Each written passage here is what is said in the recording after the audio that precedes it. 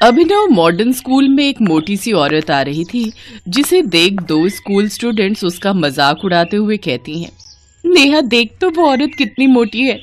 इसको देखकर तो ऐसा लग रहा है जैसे कोई हाथी चला रहा हो। इसीलिए तुझे कहती हूँ, तू भी कम खाया कर, नहीं तो इसकी तरह बन जाएगी टुनटुन। अगर इस टुनटुन मोटी ने मेरे ऊपर अपना हाथ रख दिया तो मैं तो दब ही जाऊंगी। तभी वो मोटी औरत उनके पास आती है। वो दोनों घबरा जाती हैं। अरे ये मोटी अपने पास क्यों आ रही है? कहीं इसने हमारी बात तो नहीं सुन ली। तभी वो मोटी सी औरत, जिसका नाम भानुमति होता है, उनसे कहती है, बच्चों क्या तुम मुझे बता सकती हो प्रिंसिपल रूम कहाँ पर है? हाँ हाँ क्यों नहीं, वो आप तीसरे फ्लोर पर जाइए, वहीं आपको प्रिंसिपल रूम मिल जाएगा। लेकिन आपको सीढ़ियों से होकर जाना पड़ेगा। वो क्या है ना, स्कूल की लिफ्ट खराब है। ओह अच्छा चलो ठीक है, थैंक्स। भानुमति मैडम का भारी शरीर होने के कारण उन्हें सीढ़ियां चढ़ने में काफी परेशानी होती है। जब वो तीसरी मंजिल तक पहुंचती है तो उनकी सांस फूल चुकी होती है और उनका पूरा शरीर पसीने से तरबतर हो चुका होता है। ओ माँ, यहाँ तक आते आते तो नानी याद आ गई। लेकिन जब वो तीसरी मंजिल पर पहुंचती है तो उसे पता चलता है, अरे लेकिन आप यहाँ प्रिंसिपल रूम क्यों ढूंढ रही हैं? उनका ऑफिस तो ग्राउंड फ्लोर पर ही है। क्या ग्राउंड फ्लोर पर? इसका मतलब उन बच्चों ने मुझसे झूठ कहा। फिर भानुमति सीढ़ियों की ओर जाने लगती है तो वो चपरासी उसे आवाज देते हुए कहता है, ए मोटी, वहाँ से क्यों जा रही है? इस लिफ्ट से चल। इतना चलेगी तो कहीं तेरा 1-2 किलो वजन कम ना हो जाए। क्या लिफ्ट? इसका मतलब उन बच्चों ने मेरे साथ सच में मजाक किया। भानुमति प्रिंसिपल के पास जाती है, जहां उसका इंटरव्यू होता है और उसका सिलेक्शन हो जाता है। अगले दिन से ही भानुमति मैडम उस स्कूल में पढ़ाने लगती है। जब वो क्लास में आती है तो रिचा और नेहा उन्हें देखकर हैरान रह जाती है। तभी भानुमति क्लास के बच्चों से कहती हैं, गुड मॉर्निंग स्टूडेंट्स, मैं आपकी नई क्लास टीचर हूँ और आज से मैं आपको पढ़ाऊंगी। तो ये टुनटुन हमारी नई टीचर है? ले, अब तो गए बेटा रिचा। अब ये मोटी अपनी कल की खुंदक अच्छे से हमसे निकालेगी। 3 मंजिल ऊपर भेजकर जो हमने इसका हाल बेहाल किया था ना, उसे ये भूली नहीं होगी। अरे तू घबरा मत रे, कुछ नहीं होगा ऐसा। लेकिन सचमुच में भानुमति ऐसा कुछ भी नहीं करती, बल्कि वो तो उन दोनों से बहुत ही प्यार से पेश आती है। दरअसल भानुमति का स्वभाव भी कुछ ऐसा था। उसे बच्चों से बहुत लगाव था, क्योंकि शादी को 10 साल बीतने के बाद भी वो अपने भारी वजन के कारण माँ बनने के सुख से वंचित थी। भानुमति को उस स्कूल में पढ़ाते हुए कुछ दिन बीत जाते हैं, लेकिन उसके मोटे शरीर को देख कोई भी उसे पसंद नहीं करता था और सब बच्चे उसका मजाक उड़ाते थे। एक रोज जब वो अपनी क्लास के बच्चों को पढ़ा रही थी, चलो बच्चों, अब सब मुझे कविता सुनाएंगे। मैंने कल कहा था ना याद करके आने को। रिचा तुम सुनाओ। जी मैडम, जरा ध्यान से सुनिएगा, आपको शायद बहुत पसंद आएगी। एक मोटा हाथी झूम के चला, मकड़ी के जाल में जाके वो फंसा। रिचा, ये कविता तो बिल्कुल तुम पर और मैडम पर फिट होती है, जैसे तुमने उस दिन मैडम को अपने जाल में फंसाया था। नेहा, तेरा कहने का मतलब क्या है? भानुमति मैडम हाथी हैं? अरे नहीं नहीं, वो तो हथिनी है, हथिनी। रिचा, नेहा ये क्या बदतमीजी है? भानुमति नेहा और रिचा की सीट के पास आ रही होती है कि तभी एक बच्चा टांग गड़ा देता है, जिससे भानुमति अपने भारी शरीर के कारण पेट के बल नीचे गिर जाती है। ये देख सब बच्चे जोर जोर से हंसने लगते हैं। भानुमति किसी तरह उठती है, फिर अपनी कुर्सी पर आकर बैठ जाती है। सब बच्चे जोर जोर से हंसकर उसका मजाक उड़ा रहे होते हैं कि तभी अचानक शॉर्ट सर्किट होने की वजह से क्लास में आग लग जाती है। सब बच्चे घबरा जाते हैं। फिर भानुमति जल्दी जल्दी सभी बच्चों को क्लास से बाहर निकालती है, लेकिन आखिर में वो खुद वहीं फंस जाती है और दम घुटने के कारण बेहोश हो जाती है। कुछ देर बाद जब उसे होश आता है तो वो स्कूल के मेडिकल रूम में होती है और उसकी क्लास के सब बच्चे हाथ जोड़कर आंखों में आंसू लिए उसके सामने खड़े होकर रो रहे होते हैं। अरे बच्चों, रो क्यों रहे हो? मैडम, हमें माफ कर दो, हमने आपके साथ कितना बुरा किया, लेकिन आज आपने अपनी जान की परवाह न करते हुए हमारी जान बचाई। Thank you madam. कोई बात नहीं बेटा, मैंने तुम सबको माफ किया। चलो अब रोना धोना बंद करो। तुम्हारी मैडम इतनी कमजोर नहीं कि इतनी जल्दी हिल जाए। वो क्या कहते हो तुम लोग मुझे, मिस टुनटुन? तो तुम्हारी टुनटुन मैडम का तो पहाड़ भी कुछ नहीं बिगाड़ सकता। भानुमति मैडम की बात सुनकर सब बच्चे जोर जोर से हंसने लगते हैं और फिर सब आकर उसके गले लग जाते हैं। भानुमति भी बच्चों से प्यार और इज्जत पाकर बहुत खुश थी। पारुल 10 साल की एक बहुत ही मासूम लड़की थी। उसके सिर पर बाल नहीं उगते थे, इस कारण वो गंजी थी। आस पड़ोस, रिश्तेदार और स्कूल में सब पारुल को गंजी या फिर टकली कहकर बुलाते थे। कभी कभी इस बात से पारुल बहुत दुखी हो जाती थी। ये देख पूजा, मेरी मम्मी मेरे लिए कल मार्केट से न्यू हेयर पिन लेकर आई है। अरे शीतल, ये हेयर पिन तो बहुत सुंदर है, मुझे ऐसी पिन्स मंगवा देगी? हाँ हाँ, क्यों नहीं। अरे संभाल कर, देखा जमीन पर गिरा दी। ओ गंजी, इधर आ। हाँ आती हूँ। ये हेयर पिन्स उठा कर दे। Thank you. अच्छा, तुझे चाहिए तो तेरे लिए भी एक सेट मंगवा दूंगी। नहीं, मुझे नहीं चाहिए। तू भी पागल है शीतल, ये गंजी अपने सिर पर हेयर पिन्स कैसे लगाएगी? ये तो गंजी है, गंजी। अरे मैं तो भूल ही गई थी, ये तो गंजी खोपड़ी है। तभी वहाँ क्लास टीचर आ जाती है और सब बच्चे खड़े हो जाते हैं। गुड मॉर्निंग बच्चों, आज आप सबके लिए एक बहुत अच्छी न्यूज है। हमारे स्कूल में एक बहुत बड़े लेवल का फैशन शो होने जा रहा है, इसलिए आप सब भी उसकी तैयारी शुरू कर लें। वाह, फैशन शो! फिर तो मैं ही सबसे सुंदर दिखूंगी।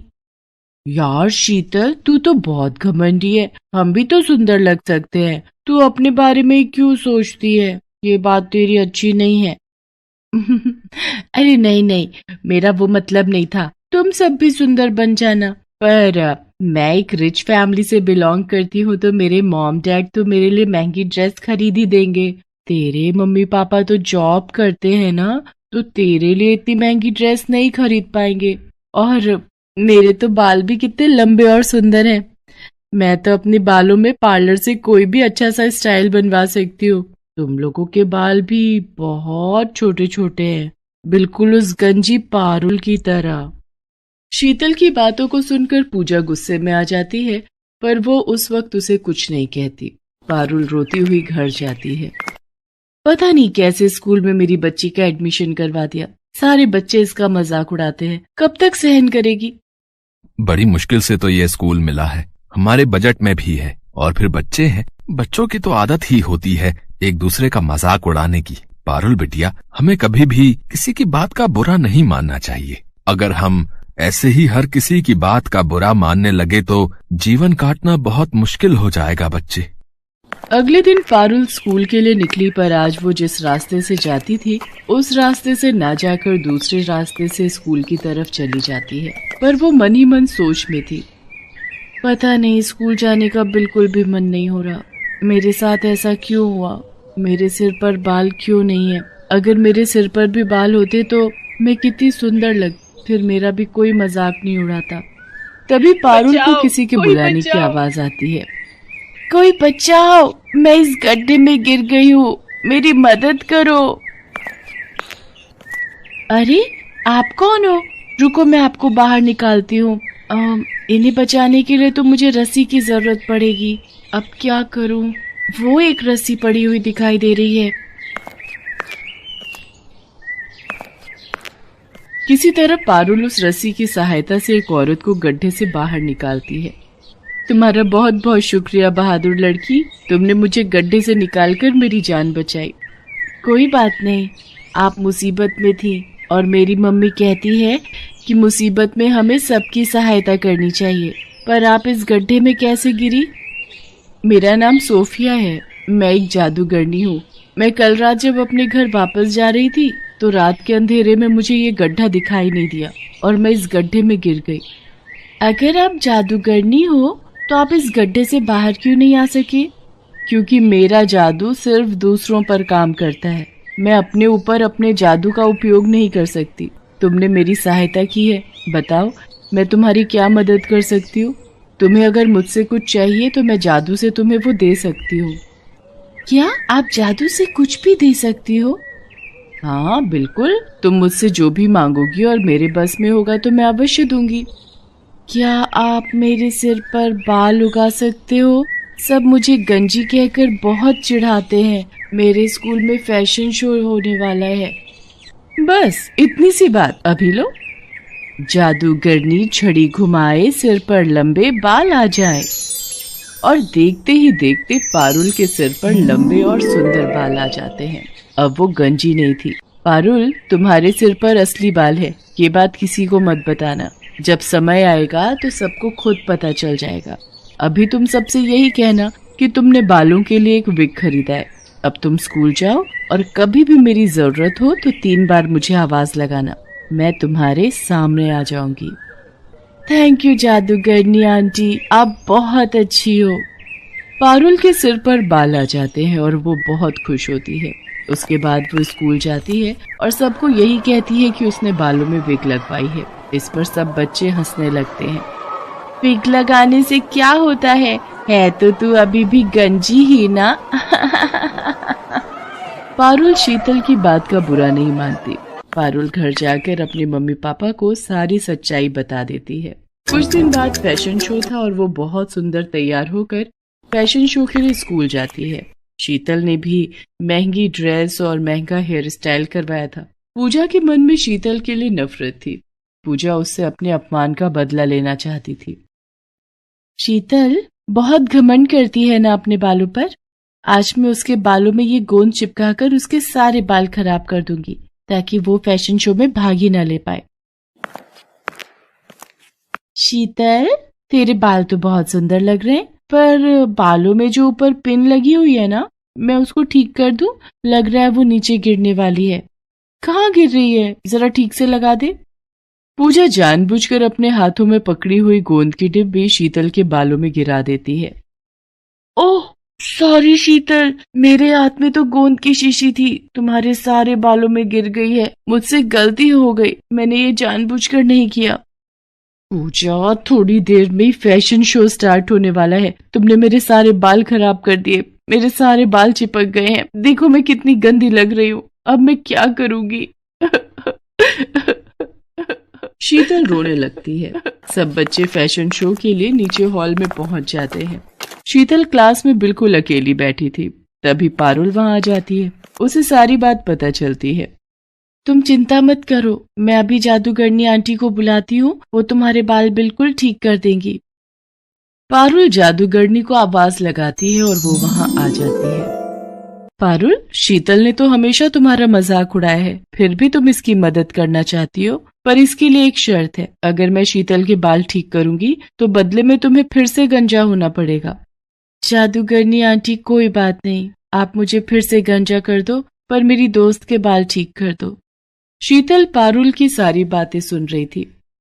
इसका मतलब पारुल के बाल असली हैं? इसने विग नहीं पहना? मैंने पारुल से कितनी नफरत की, उसका कितना मजाक उड़ाया, पर ये मेरे लिए फिर से गंजी होने को तैयार है। सचमुच मैं कितनी बुरी हूँ। पारुल कितनी अच्छी है। जादूगरनी आंटी, आप ऐसा कुछ मत करना, आप पारुल को फिर से गंजा मत करो। मैं फैशन शो में हिस्सा नहीं लूंगी, आप मेरे बाल ऐसे ही रहने दो। चिंता मत करो शीतल, मैं तो पारुल की परीक्षा ले रही थी, मैं ऐसा कुछ नहीं करूंगी। मैं तुम्हें सीख देना चाहती थी, कभी भी किसी से ईर्ष्या मत करना। ईर्ष्या करना बुरी बात है। पारुल, तुम सचमुच बहुत संस्कारी बच्ची हो। तुम्हारे माता पिता ने तुम्हें बहुत अच्छे संस्कार दिए हैं, इसलिए मैं तुम्हारे कहने पर शीतल के बाल ठीक कर देती हूँ। जादूगरनी शीतल के बाल ठीक कर देती है। मुझे माफ कर दो पारुल, मैंने हमेशा तुम्हारा मजाक उड़ाया। मेरी अपनी दोस्त पूजा मेरे साथ गलत कर गई। मैं सबको बताऊंगी कि तुम बहुत अच्छी हो। पारुल, अब मैं चलती हूँ। अब मैं कुछ समय के लिए यहाँ से दूर जा रही हूँ, इसलिए मेरा तुमसे मिलना नहीं हो पाएगा। मैं जब भी वापस आऊंगी तो तुमसे जरूर मिलूंगी। पारुल और शीतल दोनों मिलकर फैशन शो में हिस्सा लेती हैं। शीतल सबको पारुल के बारे में बताती है। शीतल ने पूजा से बात करना बंद कर दिया था, क्योंकि पूजा ने जानबूझकर बहुत बड़ी गलती की थी। उस दिन से पारुल और शीतल दोनों अच्छी दोस्त बन जाते हैं।